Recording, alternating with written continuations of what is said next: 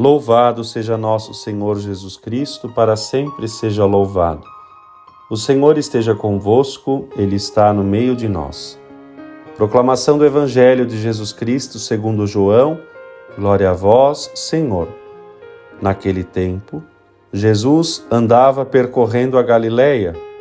Evitava andar pela Judéia, porque os judeus procuravam matá-lo. Entretanto, aproximava-se a festa judaica das tendas. Quando seus irmãos já tinham subido, então também ele subiu para a festa, não publicamente, mas sim como que às escondidas. Alguns habitantes de Jerusalém disseram então: não é este a quem procuram matar? Eis que fala em público e nada lhe dizem.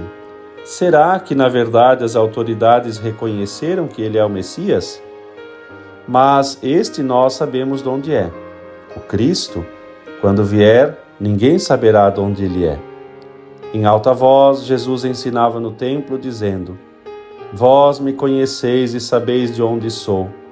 Eu não vim por mim mesmo, mas o que me enviou é fidedigno.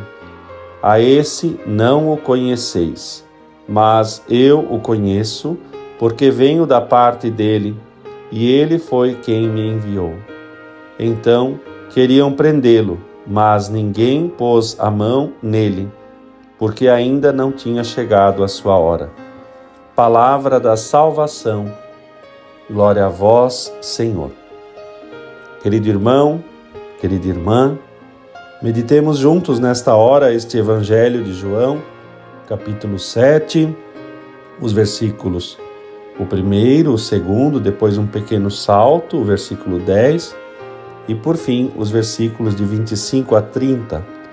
É um pequeno relato organizado para este tempo da Quaresma, para manifestar assim aquela figura maravilhosa, salvadora e santificadora, Jesus Cristo, Senhor, nosso Salvador, o Messias. O Senhor está indo para Jerusalém, diz o evangelista, que os seus parentes mais próximos costumavam também ir para essa festa e já estavam ali. De repente o Senhor chega, mas não acompanhando o grupo, vem separado. Não quer vir junto com todos os conhecidos, enfim, para evitar talvez qualquer tipo de situação. E por ali o Senhor então caminha.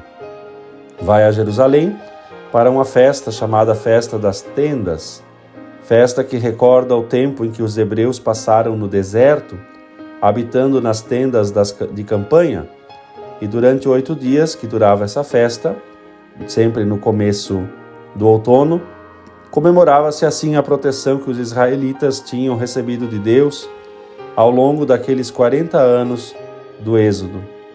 E por coincidir também com o termo das colheitas, essa festa também era chamada de Festa das Colheitas. E ali o Senhor está então para comemorar em Jerusalém esse feito. E o Senhor subiu a Jerusalém não com antecipação, como se costumava, mas depois. Chegou depois e os membros do Sinédrio, que já estavam decididos a tomar algumas decisões contra a Jesus, que se dizia o Cristo, o Messias, agora começam então a recordar, e vem todo um levante, toda uma recordação daquilo que estava acontecendo. Não queriam acusar Cristo, porque poderia causar uma revolta popular, e de outro lado, o que ele estava fazendo também lhes causava uma série de constrangimentos. E dentro dessa situação, o Senhor chega como que despercebido em Jerusalém. E a festa já estava em andamento, de modo que então, quando o Senhor chega ali, começa novamente as perguntas. Ele voltou, ele está aqui, é o Messias. Por fim, ele próprio vai dizer: vós me conheceis e sabeis de onde sou, eu não vim por mim mesmo, mas o que me enviou é fidedigno.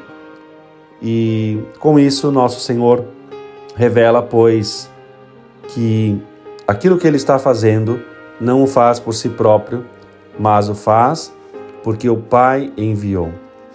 Todo esse capítulo, o capítulo 7 do Evangelho de João, é como que uma exposição de dúvidas e certo desconcerto dos judeus.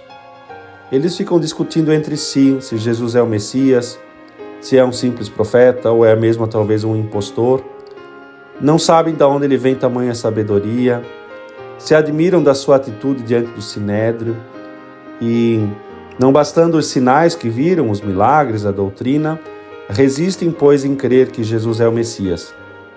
Possivelmente porque pensavam que era apenas um simples carpinteiro de Nazaré, alguém que estava talvez um pouco assim iludido e cheio de ideias, mas que não tinha como convencer de que se tratava do Messias. De outro lado, Jesus na realidade cumpre tudo o que está predito pelos profetas. E ainda que a maioria dos judeus não estivessem bem informados, desconheciam o nascimento de Jesus por meio da Virgem Santa, desconheciam a sua ascendência davídica, o Senhor vai Ele próprio se revelando por meio das suas palavras, por meio dos seus milagres. E isso vai exigindo daquele povo uma conversão moral e mental, a qual se fechavam infelizmente. E por isso o Senhor termina o Evangelho dizendo que eles o conhecem superficialmente. E baseado nestas referências, o Senhor fala do Pai. Quem me vê, vê o Pai. Estou aqui porque o Pai me enviou. E isso causou uma grande perplexidade e blasfêmia entre os judeus, que queriam inclusive lhe castigar pela morte, com a morte por lapidação, como era prevista pela lei do Levítico. Não é a primeira vez que nosso Senhor recebe a hostilidade dos judeus e nem será a última.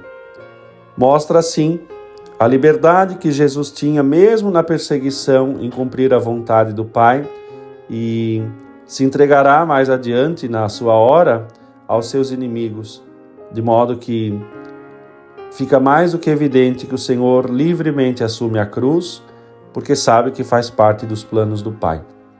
Estes versículos, meus irmãos, nos fazem assim também um convite a nós que estamos vivendo esse tempo de conversão, que na liberdade devemos sempre mais fazer a vontade do Pai, mesmo sabendo que isso nos custe algum preço, alguma dificuldade, alguma resistência, incompreensão, porque afinal viemos a esta terra para isso. Pedimos ao Senhor essa graça e que o Senhor nos alcance fidelidade.